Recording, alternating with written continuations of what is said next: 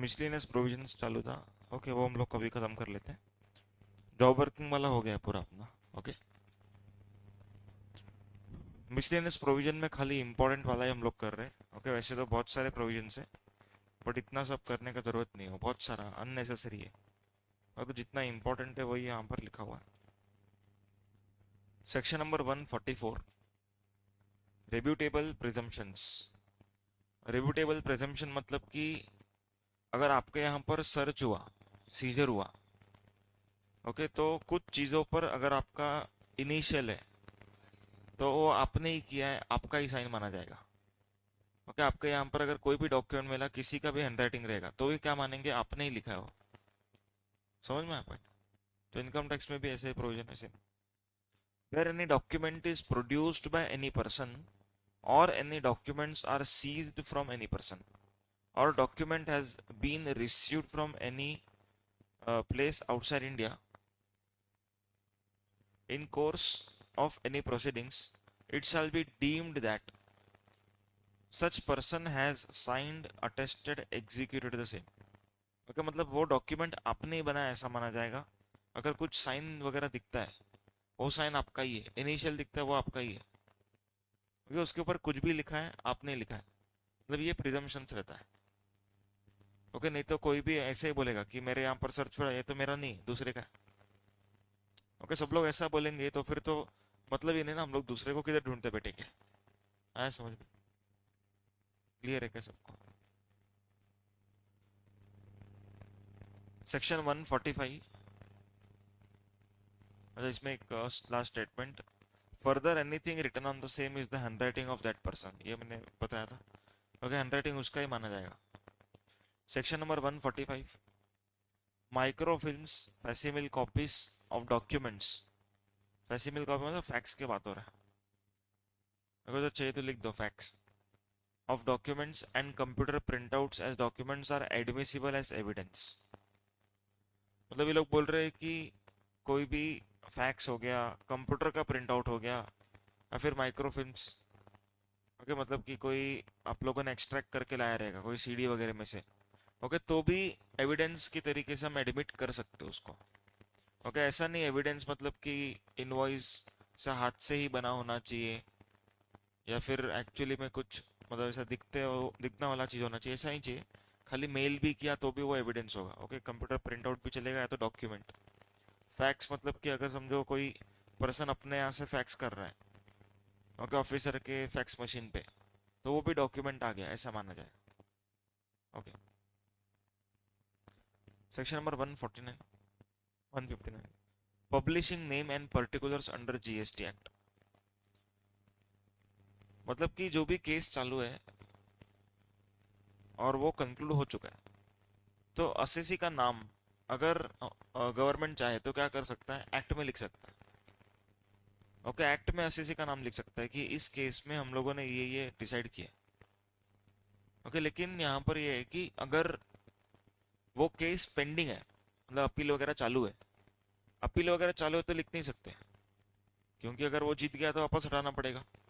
तो एक बार पूरा मैटर क्लोज होने दो, उसके बाद लिख सकते। If the commissioner or any other officer authorised by him, मतलब कमिश्नर या तो उसने ऑथोराइज किया हुआ officer, is of the opinion that it is necessary or expedient in public interest to publish the name of any person or any other particulars relating to any proceedings or prosecution under this act in respect of such person it may cause to be published।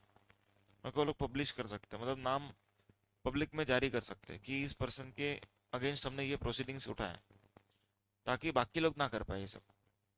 क्योंकि बाकी लोग डरने ही चाहिए। समझ में? अभी case laws तो बहुत कम लोग पढ़ते होंगे, पर अगर वो एक्ट में आ गया तो सब लोग पढ़ेंगे और सब लोग डरेंगे भी।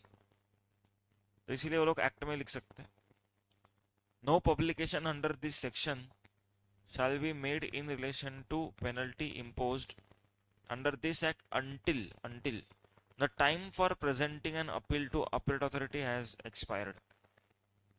Okay, without an appeal having been presented or the appeal if presented has been disposed of। मतलब कि अगर अपील चालू है, केस अब तक डिस्पोज ऑफ नहीं हुआ है, ऑनगोइंग प्रोसीडिंग्स है, ऑनगोइंग प्रोसीडिंग्स, ऑनगोइंग प्रोसीडिंग्स हम लोग डाल नहीं सकते। ओके, एक बार पूरा प्रोसीडिंग खत्म होने दो, ओके, अपील अथॉरिटी का ऑर्डर आ जाने दो, उसके बाद हम लोग डाल सकते हैं। अगर फर्दर अपील अगर किया है तो और रुकना पड़ेगा, और जब तक कोई रिस्पोंडेंट हार नहीं मानता तब तक हम लोग नाम नहीं डाल सकते। Okay, section number 60, no proceedings invalid for reason of mistake. इसका मतलब ये है कि अगर समझो कोई छोटा मोटा गलती हुआ, छोटा मोटा गलती हुआ, उस वजह से पूरे प्रोसीडिंग्स को हम लोग इनवैलिड नहीं बोलेंगे। ओके, जैसे फॉर एग्जांपल ऑफिसर ने ऑर्डर पास किया, लेकिन ऑर्डर पे डेट डालना भूल गया। ओके, आपके अगेंस्ट था, डेट डालना भूल गया, या तो सेक्शन नंबर लिखना भूल गया, या तो ऑर्डर का नंबर नहीं है। ओके, तो ये सब चीजों की वजह से उसको हम लोग ऐसा नहीं बोलेंगे कि ये तो इनवैलिड ऑर्डर है। समझ में आया? क्योंकि ओवरऑल तो ये अपने अगेंस्ट ही है एंड पूरा सब्सटेंशियली सही है। No assessment, reassessment, adjudication, review, revision, appeal, rectification, notice, summon और any proceedings done, accepted, made, issued, initiated or purported under this act shall be invalid। देखो स्टार्टिंग हम लोगों ने नो से किया था। ओके, नो के बाद आगे लिखा है shall be invalid, मतलब कि it shall be valid। Okay, merely by the reason of any mistake, defect or omission if such proceedings are in substance and effect in conformity with the requirement of this act। Okay, मतलब अगर order पे गलती से order का date नहीं है तो भी चलेगा, बस क्या होना चाहिए, ये ऑर्डर 3 साल 5 साल के अंदर पास होना चाहिए। ओके, मतलब कन्फर्मिटी ऑफ दिस एक्ट, मतलब कि ये एक्ट में जो लिखा है स्पीकिंग ऑर्डर होना चाहिए, मतलब पूरा फैक्ट होना चाहिए। वो है ना? ठीक है, सही है फिर। समझ में आ रहा है क्या? वो ऑर्डर में स्पीकिंग फैक्ट्स होना चाहिए सब। ओके, असेसी ने क्या किया, असेसी के ऊपर क्यों लायबिलिटी आ रहा है, वो सब लिखा होना चाहिए। वो सब अगर है और डेट गलती से रह गया या तो दूसरा डेट आ गया, मतलब कि ईयर चेंज हो गया गलती से, तो वो रेक्टिफाई कर सकते हैं। उसकी वजह से हम लोग ऐसा नहीं बोलेंगे कि नोटिस ही इनवैलिड है। अगर नहीं तो लोग क्या करेंगे, कुछ ना कुछ एक मिस्टेक ढूंढेंगे, एक मिस्टेक मिल गया तो नोटिस को इनवैलिड करने मिले, तो गवर्नमेंट वाला ऐसा नहीं चलेगा। ओके, ओवरऑल अगर प्रॉपर है नोटिस तो फिर आपका नोटिस वैलिड ही माना जाएगा। क्लियर है क्या? Next, rectification of errors apparent from records. मतलब कि कुछ मिस्टेक्स अगर दिख रहा है उन लोग को, कैलकुलेशन मिस्टेक, समझो 1,80,000 लिख दिया 18 लाख की जगह पे, और टाइपोग्राफिक मिस्टेक, तो ये सब मिस्टेक को लोग क्या कर सकते हैं, रेक्टिफाई कर सकते हैं। ओके, रेक्टिफिकेशन पॉसिबल है। Any authority who has passed और issued any decision or order or notice or certificate or any other document may rectify any error which is apparent on the face of the record on its own motion। on the face of the record मतलब कि देख के मालूम पड़ रहा है ये error है। ऐसा नहीं कि पूरा जाग के वापस से इन्वेस्टिगेशन करना पड़ेगा, वैसा वाला चीज नहीं है। पर on the face of the record, मतलब कि जो रिकॉर्ड अपने पास है, ओके, उसके हिसाब से जो नोटिस बना हुआ है वो इनवैलिड दिख रहा है, मतलब कि इसके अंदर कुछ एरर दिख रहा है। ओके, जैसे कि 2017-18 का सेक्शन 16(4) का टाइम लिमिट जो था, ओके, आईटीसी लेने का, 17-18 का आईटीसी लेने का, वो एक्सटेंड किया था 2019 तक। ओके, नॉर्मली क्या रहता है, एनुअल रिटर्न 30 नवंबर रहता है। ओके, लेकिन उसको मार्च किया था। अभी ऑफिसर नॉर्मली वो प्रोविजन लगा कि उधर 30 नवंबर लिख चुका है, तो मिस्टेक दिख रहा है ना सामने से, उसको चेंज कर दो। पॉइंट समझ में आया क्या? where or where such error is brought to its notice by any officer appointed under CGST Act or by affected person within 3 months। Okay within 3 months हम लोग रेक्टिफाई कर सकते हैं। Okay within 3 months officer क्या कर सकता है, rectify कर सकता है। Okay mistakes apparent from record, no such rectification shall be made after 6 months from the date of issue of order.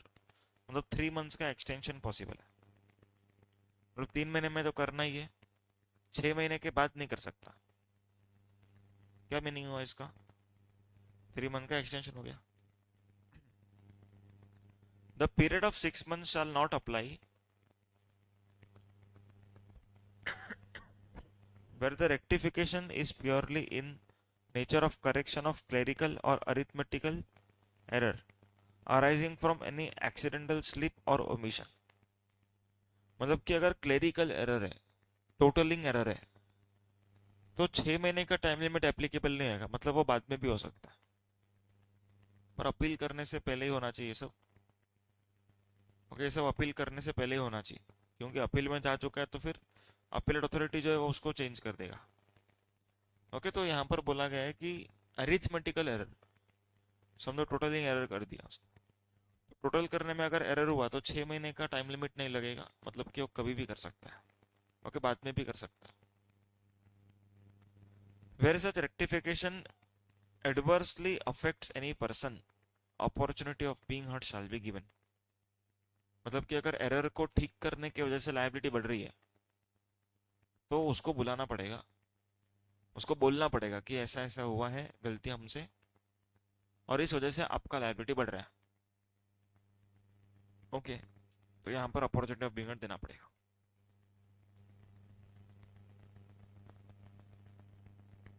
Next, anti profiteering. Anti profiteering मतलब कि आप लोग के गुड्स के ऊपर या सर्विस के ऊपर जीएसटी का रेट कम हुआ, बट फिर भी आपने एमआरपी को उतना ही रखा। एग्जाम्पल,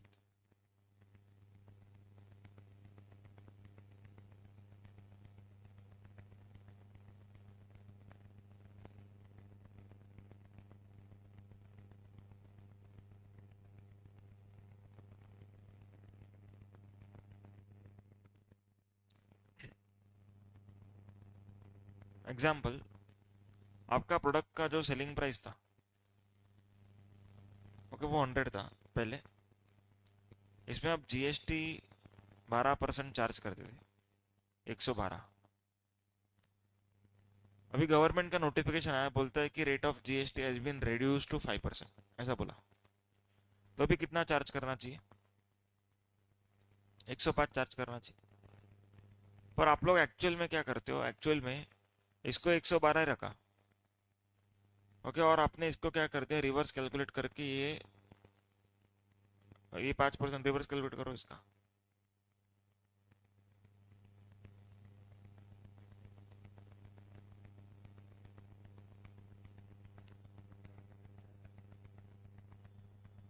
ठीक है ये एग्जाम्पल के लिए समझना। अभी यहाँ पर फर्स्ट अपना सेकंड और थर्ड में क्या प्रॉब्लम है, देखो सेकंड और थर्ड में डिफरेंस क्या है। देखो जीएसटी का रेट अगर कम हुआ तो अल्टीमेट कंज्यूमर जो बर्डन बेयर कर रहा है उसको सस्ते में मिलना चाहिए। ओके जीएसटी का रेट गवर्नमेंट ने सप्लायर का मार्जिन बढ़ जाए उसके लिए नहीं किया, यहाँ पर तो सप्लायर ने क्या किया, वो जीएसटी अपने पास रख लिया। देखो जीएसटी का जो 7% रेट कम हुआ, और 7% वो खुद रख रहा है ऐसे केस में, अगर वो थर्ड वाला केस फॉलो कर रहा है तो गवर्नमेंट बोलता है इसको हम लोग बोलेंगे एंटी प्रॉफिटरी।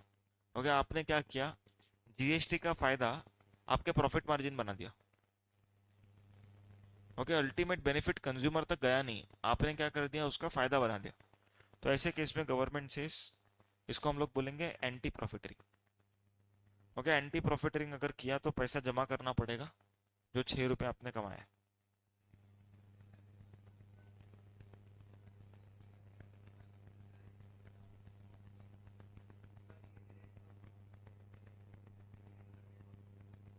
हाँ वो भी एंटी प्रॉफिट, तो एंटी प्रॉफिटरिंग है। उसका इम्पैक्ट है पेनल्टी भरना पड़ता है। ओके एक्चुअल को पेनल्टी भरना पड़ा इसके ऊपर, हाँ 119 का। हाँ नहीं नहीं, पेनल्टी भरा ना उन लोगों ने, 119 करोड़ का पेनल्टी भरा एंटी प्रॉफिटरिंग पे एचयूएल का। ओके, बहुत डीप में इन्वेस्टिगेशन करते हैं, नॉर्मल ऑफिसर के बस का नहीं है एंटी प्रॉफिटरिंग ढूंढना। क्योंकि एंटी प्रॉफिटरिंग ढूंढना मतलब कि कंपनी का कॉस्ट में जाना, क्योंकि उन लोग का प्रॉफिट वगैरह चेक करना, पिछले साल का स्टडी करना। ओके, तो वो सब ढूंढना वो ऑफिसर के, नॉर्मल ऑफिसर के बस का नहीं है। नहीं, और दूसरा आईटीसी आपको मिलना शुरू हो गया। ओके, आईटीसी मिलना शुरू हो गया तो भी आपका कॉस्ट कम होना चाहिए। ओके, और आपने आईटीसी मिलने के बाद भी कॉस्ट कम नहीं किया। देखो फॉर एग्जांपल,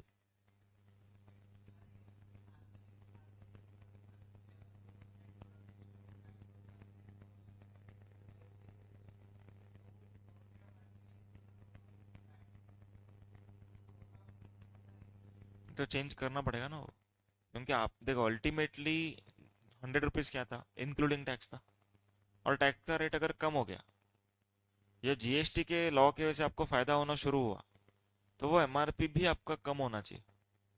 अगर बढ़ रहा है MRP due to the reason of notification, देखो अगर समझो रेट ऑफ टैक्स बढ़ता था तो क्या करते थे, तो कम हुआ तो कम भी चार्ज करना पड़ेगा ना। कम हुआ तो अगर उतना ही किया उसको बोलेंगे एंटी प्रॉफिट। समझा? एग्जाम्पल, अगर समझो मेरा कॉस्ट पहले मतलब 100 + 18, ओके, इस तरीके से 118 में मैं कुछ प्रोडक्ट खरीदता था। ओके, और मैं 10% मार्जिन मेंटेन करता था, प्रॉफिट मार्जिन। तो मेरा पहले का सेलिंग प्राइस क्या रहा होगा, एक्सक्लूडिंग जीएसटी? हाँ, मेरे को आईटीसी नहीं मिल रहा था, तो मेरा सेलिंग प्राइस क्या रहा होगा, 118 प्लस 10%, कितना आएगा, 130 पकड़ो। ओके, तो मेरा ओल्ड सेलिंग प्राइस 130 है। पर गवर्नमेंट क्या बोलता है कि अब से आपको इसका आईटीसी मिलेगा, तो अब मेरा सेलिंग प्राइस क्या होना चाहिए, कॉस्ट प्लस 10%, 120। तो आपने सेलिंग प्राइस को उतना ही रखा इवन इफ आपको आईटीसी मिला, तो आपने आईटीसी का भी फायदा उठा लिया और आपने आपका सेलिंग प्राइस कम भी नहीं किया। इसको बोलते हैं एंटी प्रॉफिट। आया समझ में?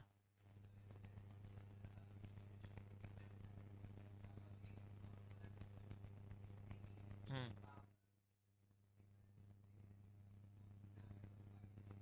हाँ,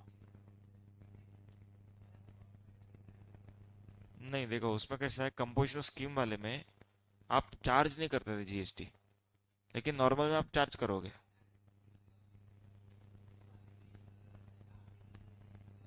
हाँ, तो उतने में चलेगा क्योंकि फिर वो जस्टिफाइबल है ना। हाँ, वो जस्टिफाइबल है कि मैं कंपोजिशन में था इसीलिए मैं इतना चार्ज कर रहा था। अभी मैं नॉर्मल में हूँ, मेरे को आईटीसी मिलेगा, पर मेरे को जीएसटी चार्ज करना पड़ेगा, इसीलिए ये प्राइस है।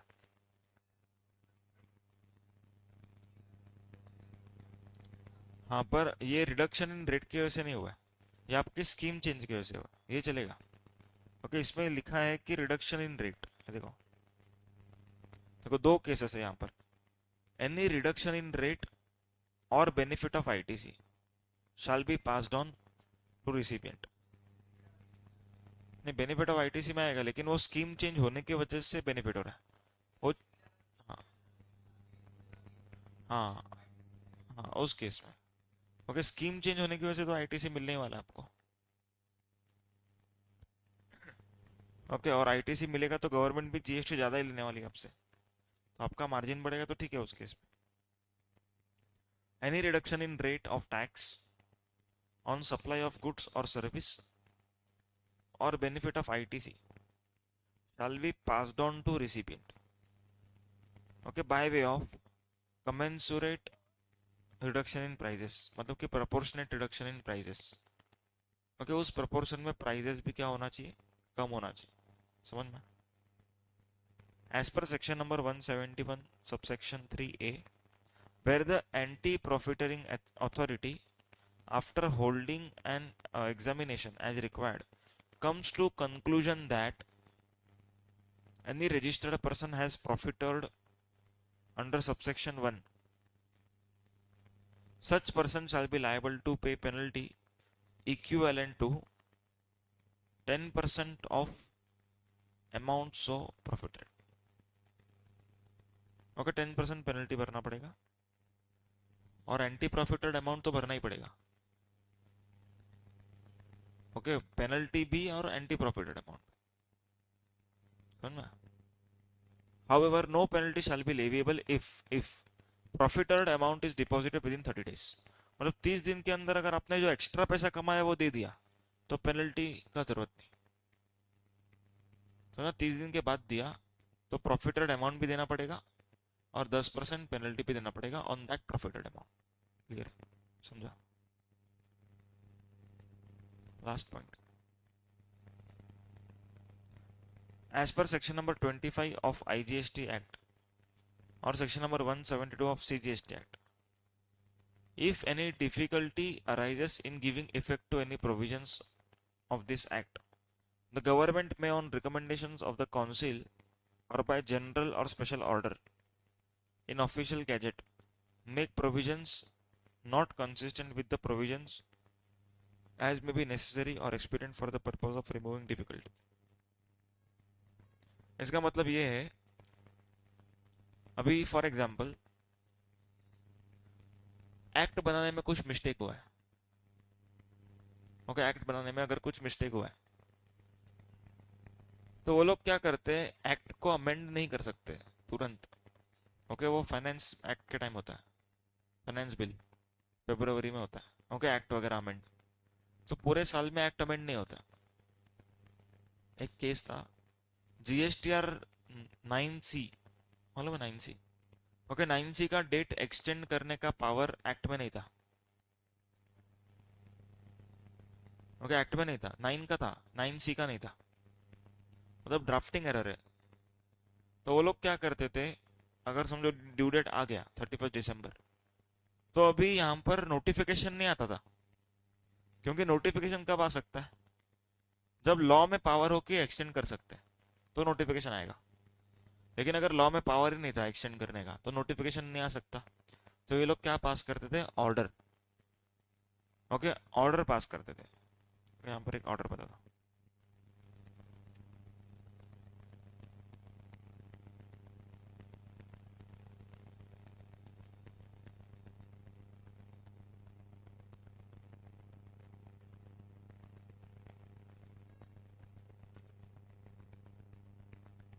देखो ये रिमूवल ऑफ डिफिकल्टी ऑर्डर बोलते हैं इसको. इस तरीके का रिमूवल ऑफ डिफिकल्टी, मतलब कुछ भी डिफिकल्टी अगर रहेगा ओके उसको ये लोग निकाल सकते हैं. एक्ट में वो लोग अमेंड करेंगे बाद में. ओके लेकिन अभी के लिए क्या करेंगे, तो removal of difficulty order pass करें.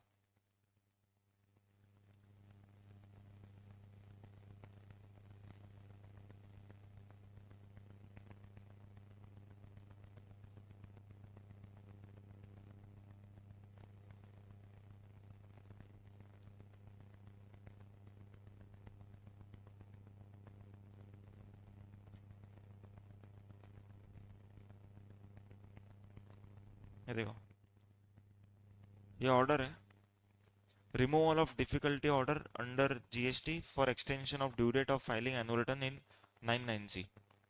मतलब ये एक्ट में नहीं था. ओके एक्ट में प्रोविजन नहीं था कि एक्सटेंड कर पाए. तो ये लोगों ने क्या किया, एक रिमूवल ऑफ डिफिकल्टी ऑर्डर बनाया. ओके जिसमें क्या लिखा है, ये डेट लिख दिया, ये डेट तक आप लोग क्या कर सकते हो, फाइलिंग कर सकते हो. समझ में? This order may be called as CGST order. In section number 44 of CGST act after subsection 2 the following explanation shall be inserted. Okay for the purpose of 1718 last date to file annual return is 31 March 2019. Okay तो removal of difficulty order के through act में जाएगा. Okay और act तो बाद में amend होने ही वाला है. समझ में आया पॉइंट?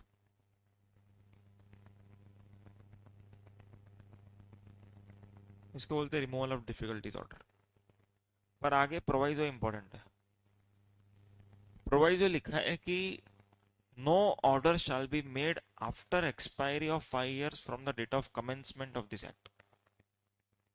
ओके, मतलब कि 5 साल के बाद आप कोई ऑर्डर नहीं बना सकते, अभी कुछ नहीं बना सकते, क्योंकि अब तक आपको सेल्फ सफिशिएंट होना पड़ेगा। ओके, आपका सब मिस्टेक आपको मालूम पड़ना चाहिए 5 साल में। तो 5 साल में क्या कमियां है वो मालूम होना चाहिए आपको। 5 साल के बाद you can not issue order.